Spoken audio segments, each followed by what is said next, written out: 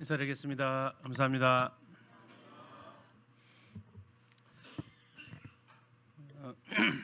자리가 휑하세요? 다른 교회 이렇게 집회에 가서 보면 이 정도만 돼도 좋겠다 하는 교회들이 참 많아요. 뭐 30-40분 모이시는 교회도 꽤 많이 있고, 평소 풍족함 가운데서 살다 보니까 이렇게 적은데 모이다가 이 정도 모이면 또 많고, 우리에게 그런 평소에 이런 풍성함을 주신 주의 앞에 또 감사를 드립니다. 오늘 말씀 주제 같이 한번 큰 글씨 한번 읽어봐 주실래요? 시작. 이 말씀을 이렇게 준비하는데요, 고민이 좀 많이 있었습니다. 그리고 이 주제를 11시에 결정했습니다. 오늘 11시. 뭐 11시 준비한 건 아니고 한 3개에서 4개 주제가 계속 있었는데, 소스를 3개, 4개를 계속 가지고 있다가 11시 예배 드리고 마지막 11시에 이 주제로 결정을 좀 하게 됐습니다.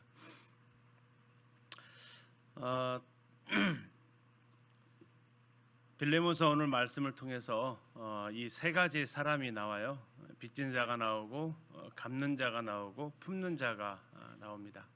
이 말씀을 같이 좀 살펴보려고 합니다. 빌레몬서의 배경이 되는 지역입니다. 선교 답사를 가면 여기 가죠. 우리 선생님 여기 어딘 것 같으세요? 여기가 이제 골로새 지역입니다. 골로새. 가다 이 버스 타고 가면서 찍은 건데, 가다 보면 이렇게 둔덕 하나 있습니다. 저거 보러 갑니다. 그러다 보니까 이제 그 가이드나 기사들이 굳이 와야 되냐고 이렇게 이야기를 하는 곳, 이게 이제 골로새입니다. 하늘에서 내려다보면 여기 보러 가요. 건물 하나도 없습니다. 보통 이제 이쪽 튀르키예 그리스 성교답사를 가면 맨 무너진 돌만 보러 간다, 이렇게 가시는데, 여기 가면 그 무너진 돌조차도 없는 곳이 바로 이 골로새 지역입니다. 그러나 신약 성경 27권 중에 2권이 이 배경 안에서 기록되어져 있습니다. 하나는 골로새서이고 또 한 권은 빌레몬서입니다. 여기를 찾아가는 이유도 골로새서와 빌레몬서를 기억하기 위해서 찾아가게 되는 것이죠. 성경을 모르는 사람들은 아무것도 안 보인다라고 하지만, 여기에 가면 그 사람이 걸어다니는 게 보이고, 당시 성도들의 그 삶도 이렇게 생각을 해보게 됩니다. 빚진 자, 갚는 자, 품는 자, 자유로운 몸의 상태가 아니었죠. 사도 바울 옥중서신입니다. 그러나 그곳에서도 바울은 전도하기를 쉬지 않았습니다. 그는 사슬에 묶여 있다라고 이야기를 합니다. 죄로 인해서 자유로울 수 없었습니다. 그러나 그 죄는 로마인들이 생각하는 죄였지만, 빌레몬서에서 바울은 한 번도 내가 로마의 죄인이다라고 말한 적은 없습니다. 그리스도 예수를 위해서 내가 갇힌 자 되었다라고 이야기하고 있죠. 그러다 보니까 그리스도 예수를 위하여 갇힌 자 되다 보니까 갇혀 있는 가운데서도 그리스도 예수를 위하여 복음을 전하게 됩니다. 그러면서 이제 오네시모에게 복음이 증거되어지고 그가 자유의 몸이 되었습니다. 오네시모의 구원 간증을 들어보니 일찍부터 자기가 알고 지냈던 한 사람의 종이었습니다. 그는 아까 보셨던 골로새에 살고 있었던 빌레몬이라는 사람이었습니다. 빌레몬의 종이 튀르키예인데 여기는 로마입니다. 어떻게 이 튀르키예에서 로마까지 오게 되었는가, 이렇게 사연을 듣다 보니까 주인한테 막대한 피해를 끼치고 도망온 사람이었습니다. 바울은 이제 하나님과 오네시모의 관계가 회복되었기 때문에 이 땅에서의 주인과의 관계도 회복되어야 한다라는 것을 가르치게 됩니다. 그리고 오네시모를 이제 무슨 죄를 졌는지 모르겠지만 로마에서도 죄를 지은 것 같은데, 거기 감옥 기간이 끝나고 그를 풀어주게 되고 그에게 다른 데로 가지 말고 주인한테 가서 용서를 구해라. 그러나 그것은 참 쉽지 않은 일이었고 내가 내 손에 편지 한 통 들려주겠다 하면서 그 편지 내용 중에 빌레몬에게 하고 싶은 말은 나에게 하듯 이 오네시모를 영접해 주라라는 이야기를 하고 갑니다. 빌레몬에게 죄를 짓고 도망쳤다가 감옥에서 만난 바울에게 복음을 들었던 오네시모, 그의 이름의 뜻은 유익한 자였습니다. 그러나 참 이름값 못하고 무익한 자로 살아왔던 그였죠. 자, 그를 이제 복음을 전해서 그가 유익한 자가 되었습니다. 그 빌레몬서에서 이야기하고 있습니다. 투옥 기간이 끝나고 바울이 써준 편지 들고 오네시모는 빌레몬에게 찾아갑니다. 자유를 찾아서 떠나왔던 주인에게서 도망쳤던 오네시모, 다시 그 주인에게 용서를 구하러 갑니다.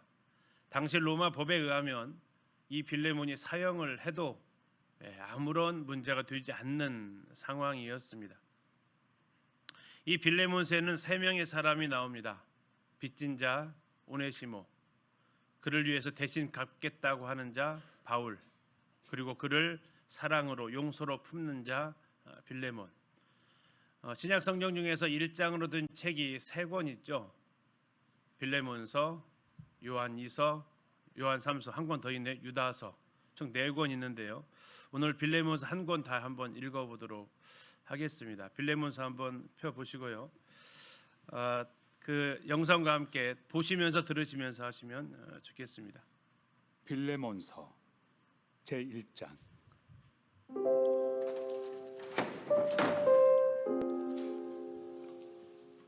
그리스도 예수를 위하여 갇힌 자 된 바울과 및 형제 디모데는 우리의 사랑을 받는 자요 동역자인 빌레몬과 자매 아비아와 우리와 함께 병사된 아키포와 내 집에 있는 교회에 편지하노니 하나님 우리 아버지와 주 예수 그리스도로부터 은혜와 평강이 너희에게 있을지어다.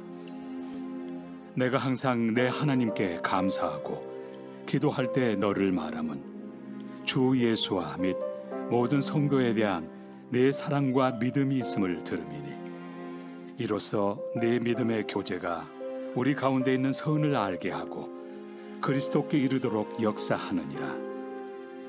형제여, 성도들의 마음이 너로 말미암아 평안함을 얻었으니 내가 너의 사랑으로 많은 기쁨과 위로를 받았노라. 이러므로 내가 그리스도 안에서 아주 담대하게 내게 마땅한 일로 명할 수도 있으나 도리어 사랑으로서 간구하노라. 나이가 많은 나 바울은 지금 또 예수 그리스도를 위하여 갇힌 자 되어 갇힌 중에서 낳은 아들 오네시모를 위하여 내게 간구하노라. 그가 전에는 내게 무익하였으나 이제는 나와 내게 유익함으로 내게 그를 돌려보내노니 그는 내 신복이라. 그를 내게 머물러 있게 하여 내 복음을 위하여 갇힌 중에서 내 대신 나를 섬기게 하고자 하나 다만 내 승낙이 없이는 내가 아무것도 하기를 원하지 아니하노니 이는 너의 선한 일이 억지같이 되지 아니하고 자의로 되게 하려 함이라. 아마 그가 잠시 떠나게 된 것은 너로 하여금 그를 영원히 두게 함이리니 이후로는 종과 같이 대하지 아니하고 종 이상으로 곧 사랑받는 형제로 둘 자라. 내게 특별히 그러하거든 하물며 육신과 주 안에서 상관된 내 길이야. 그러므로 내가 나를 동역자로 알진대 그를 영접하기를 내게 하듯 하고 그가 만일 내게 불의를 하였거나 내게 빚진 것이 있으면 그것을 내 앞으로 계산하라. 나 바울이 친필로 쓰노니 내가 갚으려니와 네가 이외에 내 자신이 내게 빚진 것은 내가 말하지 아니하노라. 오 형제여, 나로 주 안에서 너로 말미암아 기쁨을 얻게 하고 내 마음이 그리스도 안에서 평안하게 하라. 나는 네가 순종할 것을 확신함으로 내게 썼노니 내가 말한 것보다 더 행할 줄을 아노라. 오직 너는 나를 위하여 숙소를 마련하라. 너희 기도로 내가 너희에게 나아갈 수 있기를 바라노라. 그리스도 예수 안에서 나와 함께 갇힌 자 에바브라와 또한 나의 동역자 마가, 아리스다고, 데마, 누가가 문안하느니라. 우리 주 예수 그리스도의 은혜가 너희 심령과 함께 있을지어다. 빌레몬서 예, 오늘 빌레몬서 책 한 권을 다 읽으셨습니다. 이제 그 부분을 좀 살펴보면서 오늘 그 초점은 이 세 명 빌레몬, 바울, 오네시모에 초점을 좀 더 맞춰보면서 같이 살펴보고자 합니다. 여기서 바울은 무슨 옷을 입은 사람 같습니까? 예, 이 사람이 이제 바울이죠. 감옥에서 자, 이 사람은 누구로 보이세요? 네, 오네시모입니다. 그리고 이 써준 편지 들고 만나러 가죠. 이게 오네시모고 써 있는 사람이 빌레몬입니다. 먼저 오네시모를 통해 본 우리의 모습을 좀 살펴보고자 합니다. 오네시모에 대해서 이제 이름이 등장하게 되는데 앞에 부분에서부터 나오는 게 아니고 오네시모라는 이름은 10절에 제일 먼저 등장을 합니다. 오네시모.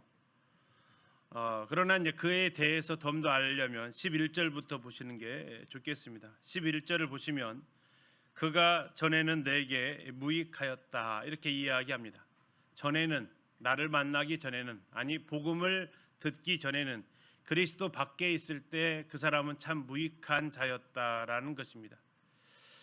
가치를 잃어버렸다라는 뜻을 가지고 있습니다. 가치를 잃어버린 사람, 무익한 사람.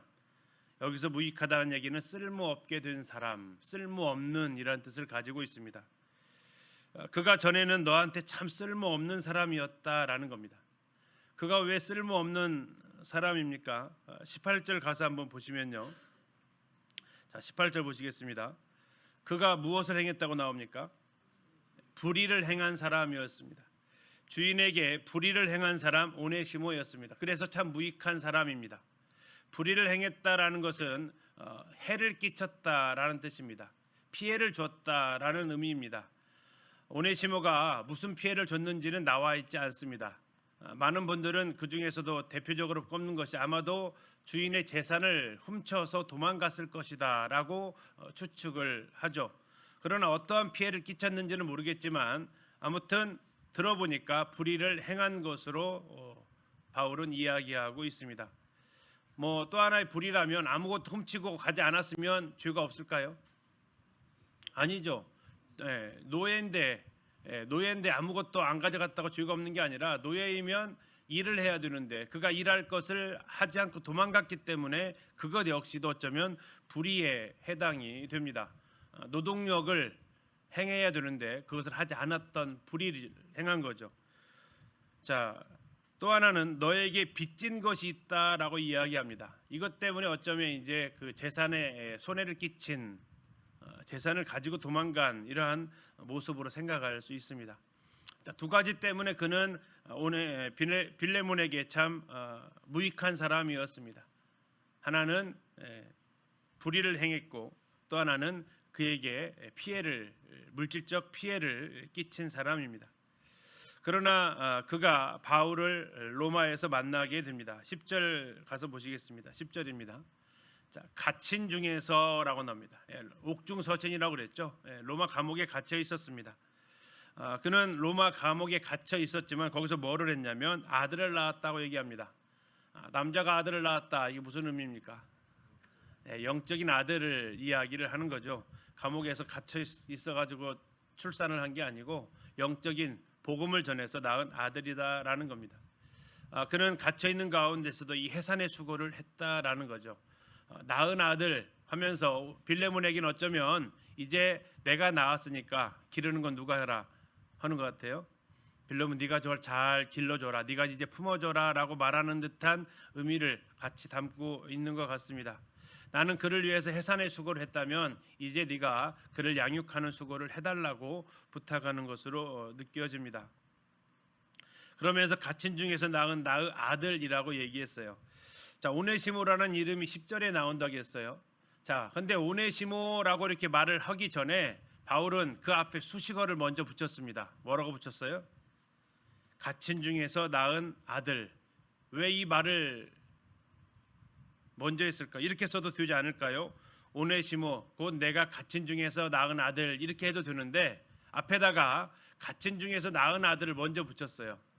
아마도 이것은 빌레몬에게 충격을 좀 완화해 주고자 하는, 이름을 듣자마자 이 오네시모 하려는 그런 충격을 받을 수도 있었겠지만 먼저 바울의 아들이라고 누구지? 했더니 아는 사람 이름이 나올 때 아마도 빌레몬을 좀 배려하는 모습이 아닌가 싶기도 합니다. 오네시모, 갇힌 중에서 내가 낳은 아들이다라는 겁니다. 빌레몬에게 참 익숙한 이름, 어쩌면 요놈 잡히기만 해봐라 하는 생각을 가지고 있었을지도 모르는 이런 오네시모. 자, 오네시모의 이름의 뜻이 유익한 자라는 뜻을 가지고 있습니다. 유익한 자, 도움이 되는 자. 흔히 당시에 이제 노예들한테 쓸모 있는 사람 되라라고 이렇게 붙여줬던 이름이라고 합니다. 그러니까 부모들이 자식에게서 기대하고 너는 참 유익한 사람이 되라라고 붙여준 이름이 아니라 뭐 노예 시장에서 사왔거나 노예가 노예를 낳았을 때 너는 우리 집에 참 유익을 주는 사람이 되어야 한다라고 붙여줬던 그 이름. 그러니까 오네시모 딱 들으면 누가 연상이 된다고요? 양반집 귀갓집 아들 이름이 아니라 노예 이름이었다라는 것이 먼저 연상되는 이름이 바로 오네시모라는 겁니다. 이름은 오네시모인데 그는 앞에 10절에 11절에서 뭔 사람이 됐어요? 무익했어요. 이름은 유익한 자인데 실제 삶은 무익하다라는 겁니다. 이름값 못하고 살아온 사람이다라고 이야기하고 있습니다. 자, 그러면서 이제 바울은 그가 이 오네시모를 만나서 드디어 이 무익한 자가 유익한 자가 되었다라고 11절에 이야기하고 있습니다. 11절 다시 보시면요. 그가 전에는 너에게 무익했으나 이제는 나와 너에게 뭐가 됐어요? 유익하게 되었습니다. 자, 11절에는 11절에는 앞에 보시면 전에는 이렇게 나와 있습니다. 전에는. 그리고 11절 뒤에 가서 보시면 뭐가 나왔어요? 이제는. 자, 전에는 무익한 자, 이제는 유익한 자. 그 분기점은 뭡니까? 구원받은 이후에 그 삶이 완전히 뒤바뀌어졌다라는 겁니다. 구원받은 이후로 우리는 유익한 자가 되었다라는 거죠.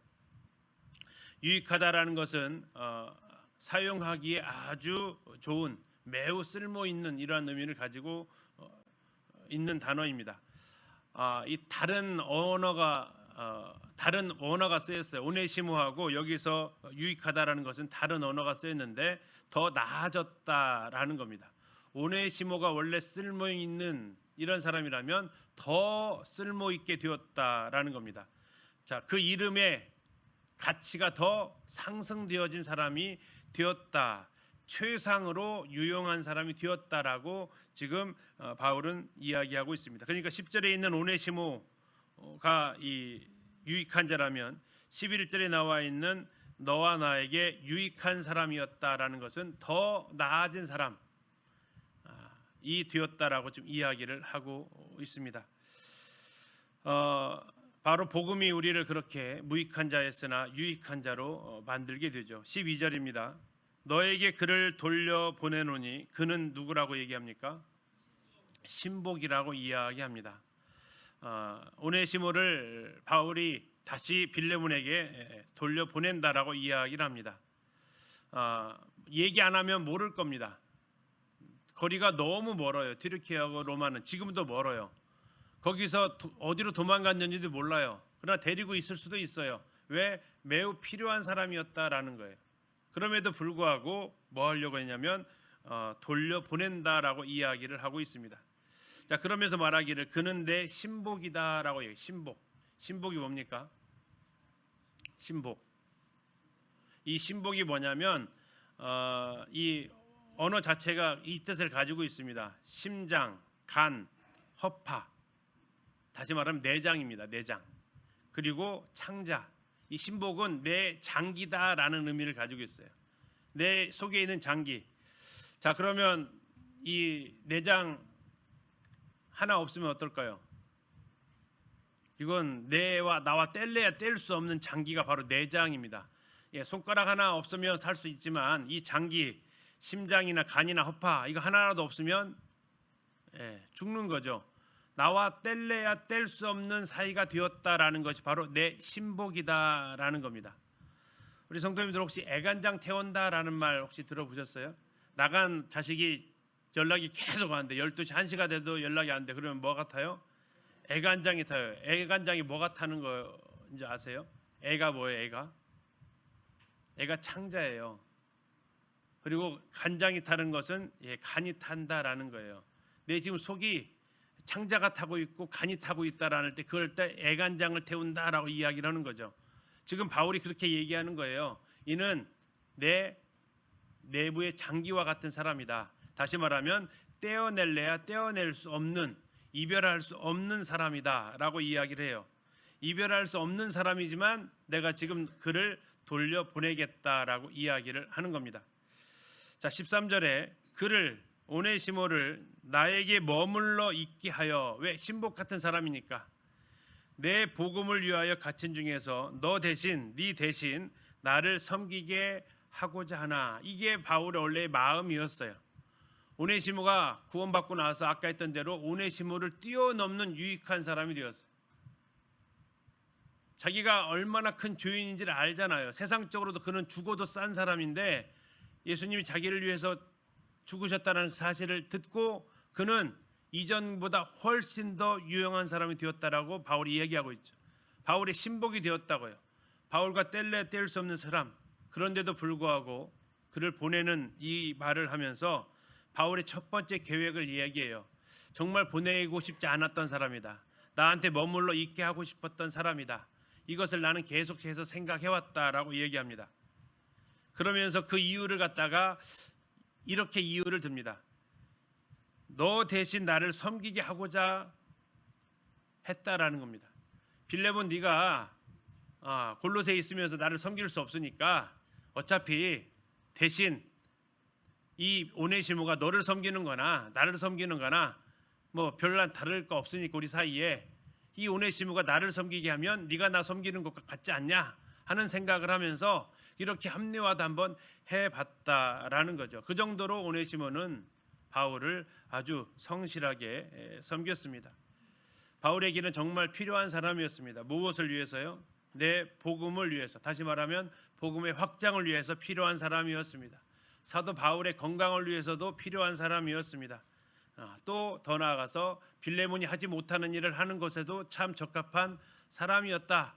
나름대로 머물러 둘 이유는 충분하다라고 지금 이야기를 하고 있는 거죠. 그러나 14절로 가서 보니까 그는 그렇게 할 수 없었다라고 이야기를 합니다. 이건 나중에 좀 살펴보고요. 자, 결국 이 오네시모는 무익한 자였다가 지금의 상황은 16절에 나와 있습니다. 자, 16절 보시면요. 자, 아까 11절에서 전에는 나왔습니다. 전에는, 그죠? 다음에 이제는 나왔어요. 다음에 16절입니다. 16절에는 또 다른 단어가 나와요. 뭐가 나옵니까? 이후로는. 자, 전에는 하면 이것은 과거죠. 이제는 하면 현재예요. 이후로는 이게 미래의 모습이에요. 자, 이후로는 종과 같이 대하지 아니하고 종 이상으로 곧 사랑받는 형제로 둘 자다. 자, 어떤 분들은 이걸 비판을 하는 분들이 있어요. 바울이 노예 제도를 갖다가 인정하고 있다라고 좀 이야기를 해요. 이 그리스도인이 노예를 두고 있는 게 이게 정당하냐라고 이런 식으로까지 비판을 해요. 그러나 바울은 그걸 지금 더 뛰어넘는 이야기를 하고 있다라는 걸 놓치고 있죠. 바울이 뭐라고 합니까? 종 이상으로, 누구예요? 그럼요? 사랑받는 형제로. 종을 갖다가 형제로 둔다라는 건 이것은 노예 제도를 뛰어넘는 사랑을 이야기를 하고 있죠. 사랑받는 형제로 두라고 합니다. 전에는 주종 관계였습니다. 형제는요, 수평적인 관계로 격상시키는 겁니다. 형제는 부모가 같은 사람이 형제 아닙니까?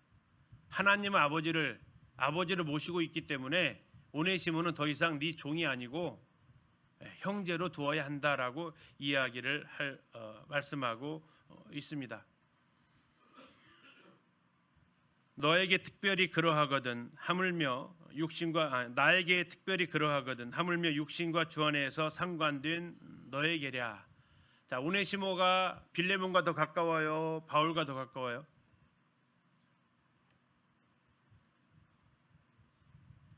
네, 누구랑 더 가까워요? 여기서 지금 바울의 의도를 한번 보세요. 나에게 특별히 그러하거든 하물며 육신과 주 안에서 상관된 너에게랴. 빌레몬에게 더 가깝다는 뉘앙스로 얘기해서 내가 이 정도로 오네시모를 대우해 준다면 너는 더 그런 사람 아니겠냐라고 이야기를 하고 있습니다. 어떻게 해요? 주 안에서 상관되어졌다. 이제는 전에는 그냥 구원받지 않았을 때는 세상 안에서의 주인과 노예의 관계였다면 이제는 구원받은 이제는요, 주 안에서 상관이 되었다라는 겁니다. 자, 우리의 모습이 바로 이 오네시모의 모습이었습니다. 전에는 우리는 무익한 자였습니다. 그리고 이제는 우리는 유익한 자가 되었고요. 창조 때에 하나님과 함께 가졌던 그 영광보다도 더 뛰어난 영광을 우리가 소유하게 되었습니다. 그리고 주님은 우리를 뭐라고 부르셨습니까? 형제라 부르기를 부끄러워하지 아니하셨습니다. 이게 우리의 놀라운 은혜의 신분입니다. 원래는 빚진 자였습니다. 원래는 우리는 이름값 못하고 사는 사람이었어요. 우리는 하나님의 형상대로 지음 받았잖아요, 사람이. 그러나 죄가 들어오면서 우리는 그 하나님 형상과 맞지 않게 삶을 살았다고요. 그러나 예수님을 만났습니다. 예수님을 만나고 우리는 달라졌습니다. 로마서에서는 뭐라고 얘기합니까? 우리가 그리스도와 그리스도의 형상을 닮은 자로 말하고 있습니다. 그래서 우리는 더 나은 자가 되었습니다. 이제 후로는 우리는 그리스도 안에서 사랑받는 형제, 아버지를 모시고 있습니다. 이번 두 번째는 바울의 모습, 이 바울을 통해서 우리의 모습을 한번 생각을 하고자 합니다. 다시 앞으로 가셔서 9절로 가보시겠습니다. 9절입니다. 도리어 사랑으로서 간구하노라. 나이가 많은 나 바울은 지금 또 예수 그리스도를 위하여 갇힌 자 되었다. 자, 나이가 많다고 이야기를 합니다. 아마 그가 스스로 보기에도 내가 이제 나이가 들었구나라는 생각을 하시는 것 같습니다. 한평생 복음을 위해서 살아왔던 그의 삶이었습니다. 특별히 이렇게 말하는 이유는 어쩌면 빌레몬으로 하여금 이 부탁을 들어줄 수밖에 없게 만들고 있는 표현 같습니다. 자기 자신을 이렇게 표현하는 것은 어쩌면 빌레몬이 이 말에 대해 오네시모를 받아주는 것에 대해서 이렇게 말하는 것 같습니다. 이 늙은이의 말도 들어주지 않겠나 하는, 이 나이 들어서 지금도 복음을 위해서 고생하고 있는 내 소원 좀 들어주지 않겠나 하는 그러한 간곡한 표현이 이 말 속에 담겨져 있는 것으로 보입니다. 나이가 많은 나 바울은 지금 또 예수 그리스도 안에서 갇힌 자가 되었습니다. 자, 예수 그리스도를 위하여 갇힌 자 되었습니다. 잘 아시잖아요. 이 골로새서에 갇힌 이유는 예루살렘에서 종교인들의 죽음의 위험 앞에 나는 가이사에게 상소한다고 하면서 갇혔습니다. 그런데 그가 이야기하는 것은 나는 예수 그리스도를 위해서 갇혔다. 나는 로마의 주수가 아니다. 나는 예수 그리스도를 위해서 갇힌 자가 되었다라고 이야기를 하면서 그가 받는 영광도 주님 때문이고 그가 받는 고난도 주님 때문임을 고백하고 있습니다.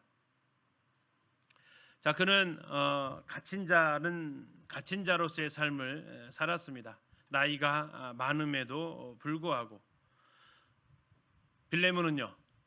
자, 나이가 많다고 했으면 빌레몬은 바울보다 나이가 적었겠죠. 바울이 나이가 빌레몬보다 어리면서 빌레몬한테 이 표현을 쓰는 것은 상당히 적절하지 않은 거 아니겠습니까? 빌레몬한테 나이가 많다라고 말하는 것은 내가 너보다는 많다라는 의미이니까. 그리고 바울은 옥에 갇혀 있습니다. 빌레몬은요 자유의 몸입니다. 자, 그러면서 나이도 너보다 많고 또 몸도 자유롭지 않아. 이런 나의 부탁을 들어달라고 이렇게 요청을 하죠. 왜요? 이게 지금 대신 갚는 자의 마음이기 때문에 그렇습니다. 그는 갇힌 중에서도 아들을 낳았다라고, 갇힌 중에서도 복음을 낳았다라고. 그는 예수 그리스도를 위해서 갇혔기 때문에 갇혀있든 풀려있든 그는 복음을 전하는 사람이었다라고. 우리의 환경이 어떠하든 우리는 복음을 전해야 함을 이 바울의 이 말을 통해서도 생각해 봅니다. 혹시 이런 생각 안 해보십니까? 내가 지금 복음 전할 상황이야 지금? 내가 지금 복음 전할 입장이야 지금? 하는 그런 생각을 할 수도 있잖아요. 내 코가 석자야 지금. 그런데 바울은 이렇게 얘기하는 거죠. 나는 갇힌 중에서도 복음을 전했다. 다시 말하면 복음 전하지 못할 상황은 없다라는 거죠. 이게 바울의 삶이었다라는 겁니다. 그러면서 그가 이 오네시모를 위해서 간구하고 있습니다. 자, 8절 올라가서 다시 한번 볼게요. 8절입니다. 이러므로 내가 그리스도 안에서 아주 담대하게 너에게 마땅한 일로 뭐 할 수도 있어요? 명령할 수도 있대요. 바울의 권위로서 빌레몬한테 이 말 명령으로 해도 별로 우리는 어색하지 않은 사이. 어떻게 바울이 이런 말을 해? 이렇게 생각하지 않을 그런 사이다라는 겁니다. 자, 담대하게 명령할 수 있대요. 거침없이 말할 수 있다라는 겁니다. 빌레몬한테 충분히 그렇게 말하고도 남을 수 있는 권위가 있고 자격이 있는 위치에 있었다라는 겁니다. 다시 말하면 너에게 마땅한 일로 명령할 수 있다라고 얘기합니다. 다시 말하면 이 마땅한 일은 뭐냐면 오네시모를 용서해줘라라는 겁니다. 용서는 마땅한 겁니다. 우리가 특혜를 베푸는 게 아닙니다. 적어도 예수님 입장에서는 그렇습니다. 그래서 용서는, 사랑은 항상 명령형입니다. 내가 너희를 사랑한 것 같이 너희도 사랑하면 좋겠다 이렇게 말씀하지 않으십니다. 사랑하라고 하십니다. 에베소 4장 32절에서 내가 너희를 용서한 것 같이 너희도 서로 용서해주면 어때? 라고 하지 않으신다고요. 뭐라고 하세요? 용서하라라고 하세요. 사랑 명령입니다. 용서 명령입니다. 바울은 이걸 이야기하잖아요. 마땅한 일로 명할 수 있다라는 겁니다. 그리스도인이 누구를 용서하는 것은 큰맘 먹고 하는 게 아니고 마땅히 할 일을 한 것이다라고 이야기를 하고 있습니다. 바울이 지금 말하고 있죠. 너에게 마땅한 일이다. 그리스도인이라면, 그리스도의 제자라면, 그리스도를 따르는 사람이라면 용서는 마땅한 것이다. 내가 주님한테 받은 그 용서를 생각하면, 일반 달란트에 빚진 것을 생각하면 100데나리온 용서해 주는 것은 큰 혜택을 주는 게 아니라 이건 당연한 것이다 라는 겁니다. 자, 명할 수도 있다라고 얘기합니다. 이건 군대 용어가 사용되었습니다. 군대에서의 명령은 어떻습니까? 이유 불문입니다.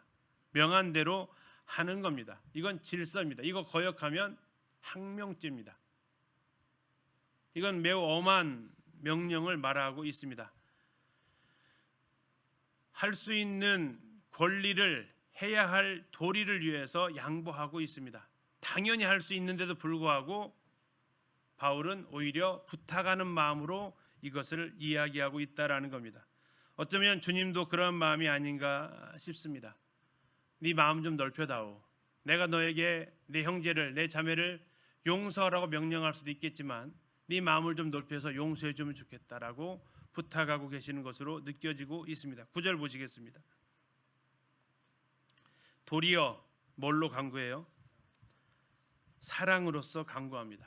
8절에서는요. 마땅한 명령이 9절은 뭘로 바뀝니까? 사랑의 간구로 바뀝니다. 마땅한 명령이 사랑의 간구로 바뀌어 있습니다. 바울은 한 번 더 이야기합니다. 10절입니다. 10절 끝에 보세요. 10절 또 한 번 뭐 합니까? 너에게 간구한다라고 이야기하고 있습니다. 간구한다. 두 번에 걸쳐서 그는 간절히 부탁한다라고 이야기합니다. 마땅한 명령을 해버리면 끝날 텐데도 불구하고 억지가 되지 않기 위해서, 자원함으로 하게 하기 위해서, 억지로 하는 용서, 억지로 하는 사랑이 눈에는 그렇게 할 수 있어도 마음으로서 하기를 원해서 정말 사랑으로서 부탁한다고, 간절히 부탁한다고 이렇게 이야기를 하고 있습니다. 우리도 복음 전하시다 보면 어때요? 정말 내가 뭐 아쉬울 것도 하나도 없는데도, 정말 내가 뭐 빚진 거 하나도 없는데도 막 밥을 사줘야 되는 사람처럼, 내가 수고를 해줘야 되는 사람처럼 막 전도해가지고 오히려 선포해가지고 경고해주고 할 만도 한데 자꾸 권해서 어떻게든 복음 듣게 하려고 하는 모습이 바로 이 바울의 모습에 또 비춰지고 있죠. 그리고 이제 바울은 이렇게까지 이야기합니다. 18절 가서 보시겠습니다. 자, 아까 보셨던 거죠. 그가 만일 너에게 불의를 하였거나 내게 빚진 것이 있으면, 그 다음에 뭐라고 나와 있습니까? 그것을 내 앞으로 계산하라. 우리 한국식 표현으로는 뭐라고 써요? 그것을 내 앞으로 달아나라. 그렇죠? 달아나라. 이제 아버지께서 저한테 심부름 시킬 때 가끔 하셨던 말이에요. 야, 저기 가서 가게 가서 뭐 사고 돈요 그냥 내 앞으로 달아놓으라 그래. 이렇게 이야기를 하세요. 학용품 사러 가야 되는데 돈은 바로 월급날 안 되셔도 못 주시는가? 돈 주세요 했더니 아니야, 그냥 네가 사는데 내 앞으로 달아놔. 내가 월급날 다 계산한다고 그래. 그렇게 표현했던 적이 있어요. 자, 달아놓는다라는 거, 계산한다라는 건 누가 갚겠다는 거예요? 네가 갚는 게 아니고 내가 갚겠다라는 거예요. 오네시모가 갚는 게 아니고 누가 갚겠다고요? 바울이 갚겠다라는 거. 이 계산하라라는 것은 나의 장부에 기록해라라는 겁니다. 이 오네시모를 향한 용서를 오네시모를 용서한 것으로 생각하지 말고 나를 용서한 것으로 기록해라라는 겁니다. 오네시모의 그 빚을 바울이 빚 갚을 장부로 옮겨 적어라라는 거예요. 바울의 오네시모에게 있었던 이 갚아야 될 빚을 바울의 장부로 옮겨 심으면 이 빚 갚을 책임이 바울로 옮겨간다라는 겁니다. 이것을 가리켜서 전가되어졌다라고 이야기를 하죠. 왜요? 오네시모는 그것을 갚을 능력이 없습니다. 그러나 바울은 갚을 능력이 있겠다라는 것, 내가 갚겠다라는 겁니다. 오네시모의 빚을 바울의 장부로 옮김으로써 이건 무엇을 보여주고 있습니까? 우리의 죄가 예수님의 장부로 옮겨갔어요. 그래서 예수님이 십자가에서 죽으시면서 우리의 죄의 장부에 이 죄값을 그분이 대신 갚아주셨다라는 거죠. 이 바울의 모습을 통해서 주님의 모습을 또 보게 되고, 바울의 모습을 통해서 또한 우리가 해야 될 그 모습도 아울러 살펴보게 됩니다. 우리는 마치 구원받지 않은 사람을 전도해야 될 때 마치 내가 구원 안 받은 사람처럼 안타까워합니다. 애타해요. 왜요? 내가 마치 그 빚을 져야 하는 사람처럼 너 좋으라고 구원받으라는 거지, 싫으면 말어, 이런 마음이 아니고 이번에는 한 번이라도 좀 들어보라고 이렇게 자꾸 우리가 하는 그 애탐이 어디서 옵니까? 바울의 이 애탐에서 오는 거죠. 바울은 어느 정도로 로마서에서 애를 태우고 있습니까? 이 민족, 이스라엘 민족을 향해서 차라리 내 생명책에서 내 이름이 지워진다 하더라도 이들이 구원받으면 더할 나위 없겠다라고 얘기할 정도로 그는 애타하고 있는 모습이 바로 여기에서도 나타나고 있습니다. 우리는 바울의 모습입니다. 첫 번째는 우리는 오네시모였습니다. 우리는 무익한 자였어요. 이제는 우리가 유익한 자가 되었습니다. 유익한 자가 되었다면 이제는 뭐 해야 됩니까? 우리는 누군가를 위해서 계속해서 주님 앞에 아뢰는 사람이 되어야 됩니다. 주님, 이 사람 구원해 달라고, 주님 이 영혼 살려달라고. 때로는 구원 문제뿐만 아니라 성도를 위해서도 중보의 기도를 우리는 바울과 같은 마음으로 해야겠죠. 우리가 구원받은 이후의 삶이 바울의 삶으로 또 연결되어집니다. 끝으로 이제 빌레몬의 모습을 살펴보고자 합니다. 빌레몬은 어떤 사람이었느냐? 1절 보시면, 잠깐 이제 앞으로 가보실까요?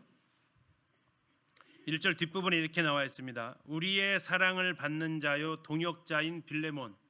빌레몬은 어떤 사람이라고요? 사랑을 받는 자입니다. 사랑을 받는 자. 참 아름다운 표현 아닙니까? 사랑을 받는 자. 두 번째는 누구예요? 동역자입니다. 같은 멍에를 맨 사람을 동역자라고 이야기를 합니다. 같은 팀이다라는 겁니다. 우리는 원팀이다라고 이야기를 합니다. 이 복음의 사역에 있어서 우리는 같은 편을 이야기하고 있습니다. 그 이름의 뜻 빌레몬, 아까 오네시모는 무익한 자라는 뜻을 가지고 있다면 이 빌레몬은 사랑이 있는 자라는 뜻을 가지고 있습니다. 사랑이 있는 자, 친절한 자, 다시 말하면 빌레몬은 너는 정말 이름값대로 살고 있구나라는 의미가 담겨 있습니다. 왜요? 사랑이 있는 자가 사랑을 받지 않습니까? 그는 사랑을 받는 자였어요. 그는 사랑이 있는 자라는 이름을 가지고 있었고 그는 그 사랑 때문에 사랑을 받는 자로서의 삶을 살아가고 있었습니다. 5절 보시면요. 주 예수와 및 모든 성도에 대한 너의 사랑과 믿음이 있음을 들었다라고 얘기합니다. 바울은 빌레몬의 소문을 들었습니다. 그가 뭘 가지고 있었냐면 주 예수에 대한 믿음을 가지고 있었습니다. 주님을 향한 신실한 믿음을 그가 가지고 있었어요. 두 번째 뭘 들었냐면 모든 성도에 대한 사랑을 그가 듣고 있었습니다. 주님을 잘 믿는 사람은 뭐 하는 사람이기도 합니까? 성도를 사랑하는 사람이기도 합니다. 이 두 가지는 동전의 양면과 같아서 따로 갈 수 없습니다. 하나님 잘 믿는 사람은 사람에게 함부로 하지 않습니다. 사람에게 친절합니다. 신앙이 좋다고 하면서 사람에게 함부로 하는 사람은 그는 신앙 좋은 사람이 아닙니다. 그건 성경에서 거짓말하는 것이라고 얘기하죠. 십계명이 가르쳐주고 있지 않습니까? 십계명이 뭐예요? 그거 첫째 드는 계명은 내 하나님을 사랑하라. 둘째는 이와 같으니 내 이웃을 내 몸과 같이 사랑하라. 십계명에서 가르쳐 하나님을 사랑하는 사람, 수직적인 관계입니다. 그 사람은 수평적인 관계에서 사랑하는 사람이다라고 이야기하고 있습니다. 여기서 이 빌레몬이 이 두 가지 모습을 다 가지고 있다고 얘기합니다. 주 예수께 대한 믿음이 있고 성도에 대한 사랑이 있습니다. 그래서 어떤 분은 이것을 이렇게 해석하기도 합니다. 주님에 대한 믿음은 성도에 대한 사랑으로 증명되어져야 된다. 내가 주님을 잘 믿는다라고 말하는 것은 성도를 사랑함으로써 증명되어질 수 있어야 된다라고 표현하기도 합니다. 바로 빌레몬이 이러한 사람이었습니다. 자, 이 빌레몬에게 17절로 가보시겠습니다. 자, 그러므로 네가 나를 뭘로 알아요? 동역자로 알진대. 자, 아까 1절에서는 누가 누구의 동역자였습니까? 빌레몬이 바울의 동역자였습니다. 17절은요, 누가 어떻게 얘기합니까? 네가 나를 동역자로 안다면, 이건 무슨 뜻입니까? 바울이 빌레몬의 동역자라는 겁니다. 그래서 우리는 서로의 동역자죠. 여기서 말하는 동역자가 다시 말하면 생명과 운명을 같이 하는 사람이 동역자라는 겁니다. 다시 말하면 이런 의미입니다. 빌레몬, 우리가 주님 안에서 생명을 공유하고 있는 사이라면, 다시 말하면 빌레몬, 우리가 주 안에서 운명의 공동체라면, 이렇게 지금 말하는 것과 같은 겁니다. 네가 나를 동역자로 안다면, 뒤집으면 뭐가 돼요? 지금 네가 나를 용서하지 않는 것, 네가 오네시모를 용서하지 않는다는 것은 뭐가 돼요? 네가 나를 동역자로 인정하지 않는다라는 이야기가 돼요. 그럼 뭐 할 수밖에 없게 만들어요 지금? 용서할 수밖에 없게 만드는, 아니 용서할 수밖에 없는 이유를 지금 제시하고 있는 겁니다. 하나는 뭐예요? 하나님의 사랑을 입었다면, 두 번째는 네가 나를 동역자로 알고 있다면.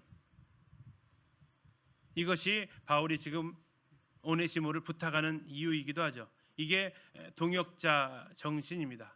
우리가 그리스도의 피를 공유하고 있다면 우리는 그가 하는 일에 같이 힘을 써야 한다라는 겁니다. 어떻게 해요? 그를 영접하기를 내게 하듯 하라. 영접은 뭡니까? 영접. 문 열어주는 걸 영접이라고 합니다. 똑똑똑 할 때 문 열어주는 걸 영접이라고 해요. 오네시모가 이제 찾아갈 거라는 거예요. 이 편지 들고 찾아가요. 그러면 두 가지 현상이 있겠죠. 첫 번째 문전박대가 있겠고 영접이 있어요. 뭘 해주라고요? 영접해주라는 거예요. 문 열어주라는 겁니다. 문 열어주라는 의미는 또 하나는 그 자리를 마련해주라라는 겁니다. 너 거기 서 있어, 이게 아니고 그 식탁의 자리에 그를 앉게 해줘라라는 겁니다. 식탁의 자리에 앉게 한다라는 건 그와 용서의 관계가 성립이 되었다라는 겁니다. 가족으로서, 친구로서 대해주는 자리. 우리 성도님들 식탁에 아직도 같이 앉기가 껄끄러운 분이 혹시 계십니까? 때로는 5월 가정의 달에 형제지간에 혹시 그런 분이 계십니까? 또는 성도들 가운데에서도 같이 식탁에 앉기가, 얼굴 보면서 밥 먹기가 참 껄끄러운 분 혹시 계십니까? 그것을 주님은 지금 영접하라고 이야기를 하는 겁니다. 그를 향해서 문을 열어줘라. 예, 우리가 드나드는 문뿐만 아니라 더 중요한 우리의 마음의 문을 열어주어라라고 지금 말씀하고 있습니다. 어떻게 하라고요? 내게 하듯 하라. 나를 대하듯이 그를 대해라. 그를 대하는 모습이 나에게 하는 모습과 같은 거다라고 이야기를 하십니다. 빌레몬이 바울을 존경해서 바울이 찾아왔을 때 빌레몬 계십니까? 그러면 빌레몬이 어떻게 하겠습니까? 사도님 어서 오십시오 이렇게 영접하지 않겠습니까? 그렇게 네가 나를 영접하듯이 오네시모가 찾아가면 네가 그를 그렇게 영접해줘라. 오네시모를 문전박대한다면 네가 내가 찾아가도 너는 나를 문전박대하는 것과 동일한 것이다 라고 이야기를 하는 겁니다. 주님의 모습으로 생각하면 뭡니까? 네가 그 형제를 용서하지 않으면 내가 찾아가서 문 두드릴 때에도 너는 나에게 문조차 열어주지 않는 것과 다름이 없다라는 겁니다. 21절 가서 보시겠습니다. 나는 네가 뭐 할 것을 확신해요? 순종할 것을 확신합니다. 여기서 말하는 순종은 노예로서의 복종을 이야기하는 것이 아니고요. 같은 성도끼리 주님의 뜻에 순종하는 그 순종을 의미한다 하겠습니다. 순종할 것을 확신한다라고 이야기합니다. 확신한다라는 것은 나는 이미 네가 그렇게 할 사람이라는 것을 완전히 믿고 있다라는 겁니다. 흔들리지 않는다라는 겁니다.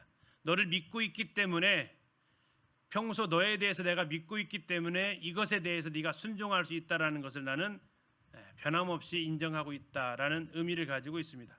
근데 그보다 한술 더 뜹니다. 그 다음 뭐라고 나와 있습니까?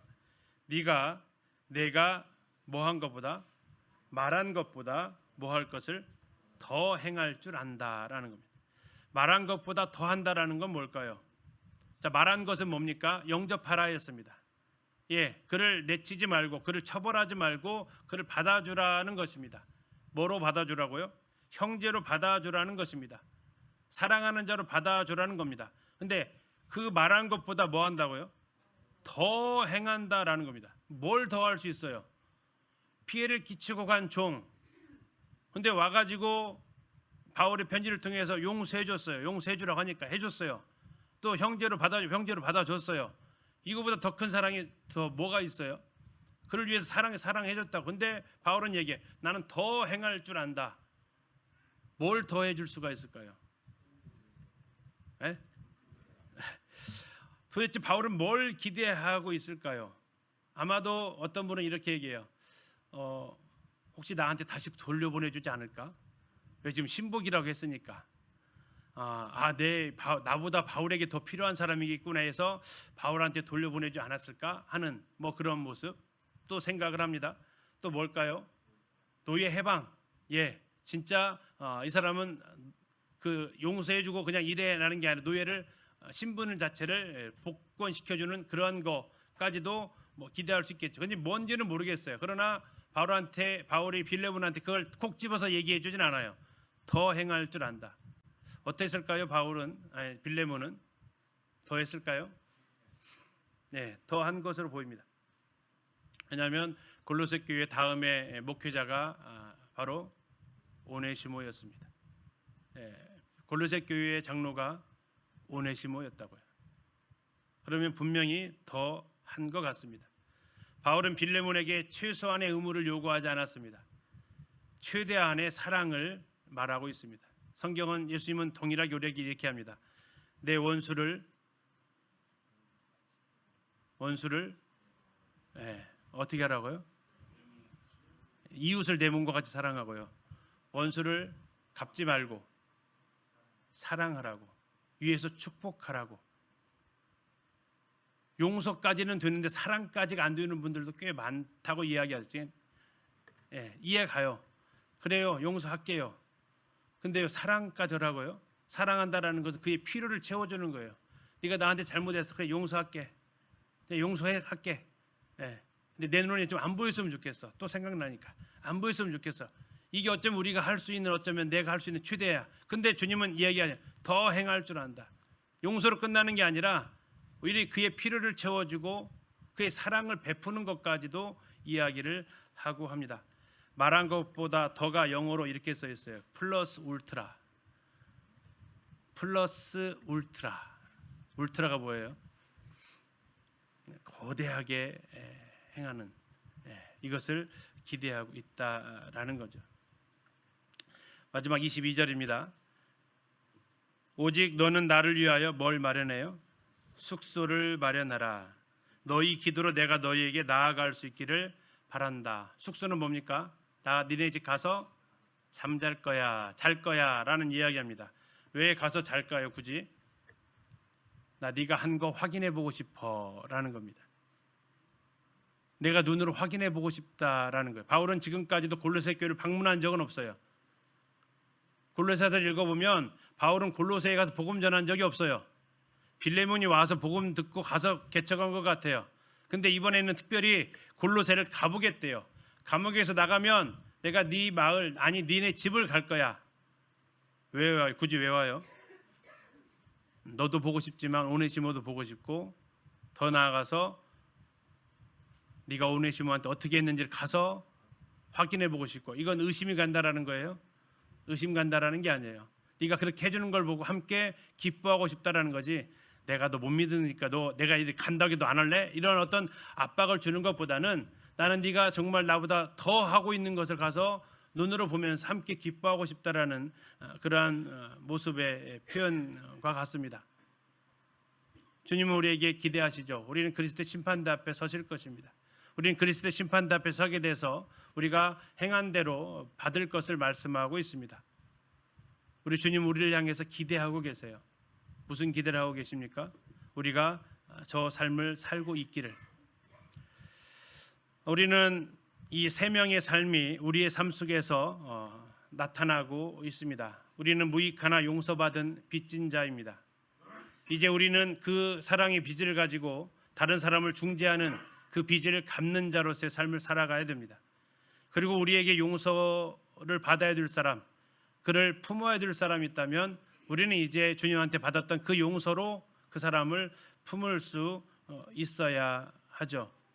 나는 내가 용서받은 오네시모라는 거, 정말 나는 무익한 자였으나 이제 주 안에서 유익한 자가 되었다라는 거, 나는 이제 용서를 중재하는 사람이라는 거, 갇힌 중에서도 복음을 전하고 한 영혼을 위해서 복음을 전하는, 그리고 형제들을 위해서 대신 중보하는 사람, 그리고 더 나아가서 우리는 누군가를 용서해야 되는 사람, 누군가에게 사랑을 나타내야 되는 사람. 그게 어떻게 가능합니까? 주님이 나를 용서하신 거 사랑하고 주님이 나를 사랑하신 걸 생각하면서 그를 내 식탁에 초대할 수 있는 사람.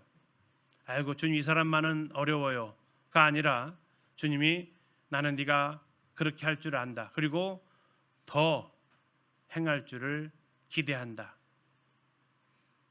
바울이 빌레몬의 집에 가서 보기를 원했다면 주님은 우리를 그리스도의 심판대 앞에서 너에게 큰 상으로 상을 주고 싶구나 하시는 주님의 그 마음을 또 같이 읽어보게 됩니다.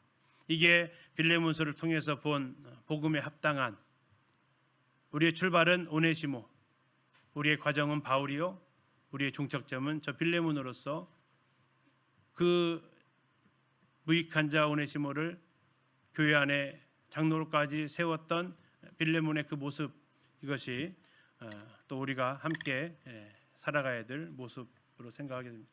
감사합니다.